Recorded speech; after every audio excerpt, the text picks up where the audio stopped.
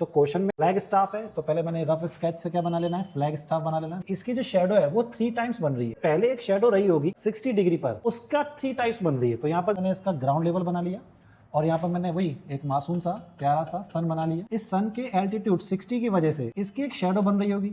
ये शेडो कितनी है मुझको नहीं पता। क्या हो गया, सन का एल्टीट्यूड चेंज हो गया और चेंज हो गया, और चेंज होते जो अब नई शेडो बन रही है वो पुरानी शेडो के कितने टाइम्स है, 3 टाइम्स है। शेडो की लेंथ बढ़ गई, इसका मतलब एंगल क्या होगा, वो कम हो गया होगा। तो सन का एल्टीट्यूड अपन ने किया कम, ठीक। सन का एल्टीट्यूड कम करते ये शेडो हो जाएगी अब बड़ी, ठीक है। अब ये कितनी बड़ी हो गई है, 3 टाइम्स हो गई है। तो पहले कितनी थी, पहले थी x, तो बेटा x का 3 टाइम्स यानी कि ट्रिपल कितना होगा, ये हो जाएगा 3x, ठीक। कितने एंगल पर 3 टाइम्स हुई है ये मुझे पता करना है। ये वैल्यू हो गया अननोन एंगल थीटा। स्टार्ट करेंगे पहले ट्रायंगल ABC, अप्लाई करेंगे वही tan थीटा जो कि क्या होता है, परपेंडिकुलर अपॉन बेस होता है।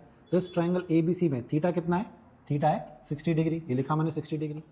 उसके बाद परपेंडिकुलर ये कितना है नहीं पता, क्या मान लेंगे इसको, h मान लेंगे। हमको फ्लैग स्टाफ की हाइट दी है क्या, नहीं दी है, तो क्या मानेंगे उसको h मानेंगे।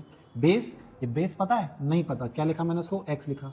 tan 60 कितना होता है, √3 होता है। तो यहाँ से मुझे क्या मिल जाएगा हमेशा की तरह, तो ये बन गया √3x, किसकी वैल्यू, h की वैल्यू। इसको होल्ड कर देंगे हमेशा की तरह इक्वेशन नंबर 1 पर। अब आ जाएंगे दूसरे ट्रायंगल में, इन ट्रायंगल ABD क्या अप्लाई करना है, tan थीटा जो कि क्या होता है परपेंडिकुलर अपॉन बेस। तो परपेंडिकुलर कितना है ये h है, और बेस कितना है, तो बेटा बेस पूरा कितना है, ये अभी लिखा हुआ है ये 3x है, ठीक। tan थीटा, थीटा तो मुझे कैलकुलेट ही करना है ना, ये तो मेरे लिए अननोन ही रहेगा।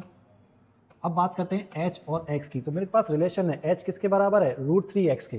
तो इस h की जगह पर मैं क्या लिख दूंगा, √3x लिख दूंगा।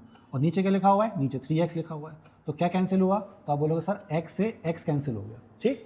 अब आप सोचो कि tan के टेबल में √3/3 कब आता है, तो ऐसा मैंने तो कभी नहीं देखा। आपने देखा है क्या, नहीं आपने भी नहीं देखा होगा। हमने तो देखा है या तो tan में 1/√3 देखा है, या फिर सिर्फ √3 देखा है, या ऊपर √3 और नीचे 3, ऐसा अपन ने कभी नहीं देखा। तो एक काम करते हैं, इसको थोड़ा सा ब्रेक कर लेते हैं। ब्रेक कैसे, ये देखो ये लिखा मैंने tan थीटा इक्वल में क्या लिखा हुआ है √3, और डिवाइड में क्या लिखा हुआ है, तो डिवाइड में वाला जो 3 है, इस 3 को मैं ब्रेक करके √3 मल्टीप्लाइड बाय √3 लिख सकता हूँ।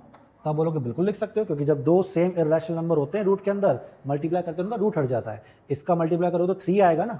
अब सवाल है कि हमने इसे लिखा क्यों, तो बेटा लिखा इसलिए ताकि ये कि √3 से √3 क्या हो जाए, कैंसिल। अब आप सोच पाओ कि tan के टेबल में 1/√3 हमने कब देखा है, तो आपका आंसर आ जाएगा, आपने tan के टेबल में 1/√3 देखा हुआ है 30 डिग्री पर, तो हम इसको लिख पाएंगे tan 30।